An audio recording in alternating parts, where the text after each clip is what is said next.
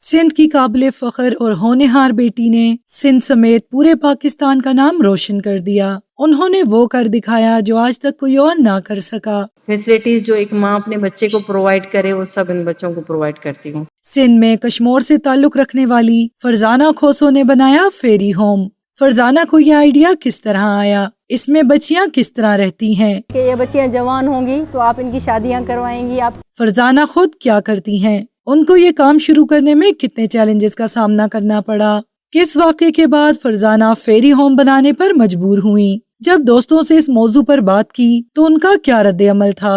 اور اس بات پر ان کے شوہر نے کس طرح کا رد عمل دیا جو آگے بڑھ کے معاشرے میں کارآمد شہری بن سکیں۔ فرزانہ کا بچپن کس طرح کا گزرا؟ فرزانہ جو کہ پیشے سے ایک وکیل ہیں لیکن ان کی وجہ شہرت اس کے علاوہ بھی اور کام ہیں۔ فرزانہ کھوسو نے شمالی سندھ کے علاقے سکھر میں ایک منفرد گھرانہ بنایا ہے جس کا نام فیری ہومز ہے، یعنی پریوں کا گھر۔ یہ سندھ کی بے سہارا لڑکیوں کے لیے ایک گھر ہے۔ ان بچوں کو کوئی تحفظ دے، شیلٹر دے۔ صبح ہوتے ہی اس گھر کی بچیاں ناشتہ کرتی ہیں اور اس کے بعد وہ کلاس روم کا رخ کرتی ہیں۔ 2 بجے پڑھائی ختم کرنے کے بعد وہ کھانا کھا کے کچھ دیر آرام کرتی ہیں اور اس کے بعد ان کو کوچنگ کلاسز دی جاتی ہیں۔ شام ہونے سے کچھ دیر پہلے یہ جوڈو کراٹے کی پریکٹس کرتی ہیں۔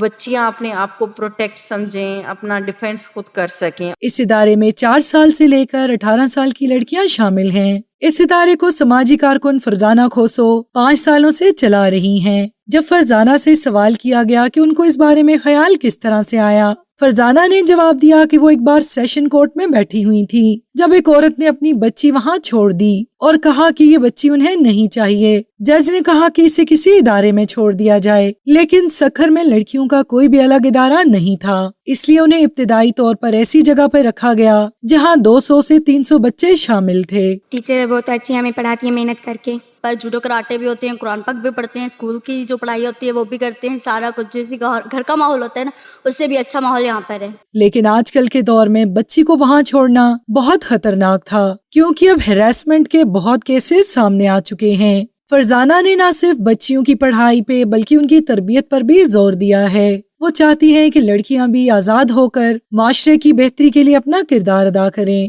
فرزانہ کا کہنا تھا کہ جب میں نے اس بارے میں اپنے دوستوں سے بات کی تو سب نے کہا کہ لوگ اس پر سوال اٹھائیں گے، اس پر ہاتھ نہ ڈالو، لیکن میں نے کسی بھی چیز کی پرواہ کیے بغیر اس کام کو کرنے کا ارادہ کیا۔ پہلے میرے شوہر نے بھی منع کیا تھا کہ صرف لیگلی ایسے لوگوں کی مدد کرو، لیکن میرا جذبہ دیکھ کر وہ بھی مان گئے کہ مجھے ایسا ادارہ کھولنا چاہیے، اور اس کے بعد انہوں نے مجھے بے انتہا سپورٹ کیا۔ میری شادی بہت جلدی ہوئی تھی کیونکہ ہماری طرف جلدی شادی کرنے کا رواج تھا، لیکن میں نے اپنے شوہر سے کہا کہ میں پڑھنا چاہتی ہوں تو انہوں نے مجھے پڑھا کر وکیل بنایا۔ اس وقت لوگ باتیں کرتے تھے کہ کیا یہ لڑکوں کے ساتھ کام کرے گی، کیا یہ پولیس والوں کے ساتھ کام کرے گی، یہ کام کرے گی یا گھر سنبھالے گی۔ تب اصل میں ہماری طرف لڑکیاں پڑھتی نہیں تھی، لیکن اب حالات بہت بہتر ہیں، اب ہماری طرف لڑکیاں پڑھتی ہیں۔ فرزانہ نے ثابت کیا ہے کہ لڑکیاں بھی اس معاشرے میں کسی سے کم نہیں ہیں، اور جب وہ کسی کام کو کرنے کا ارادہ کر لیں تو پھر وہ کر کے ہی دم لیتی ہیں۔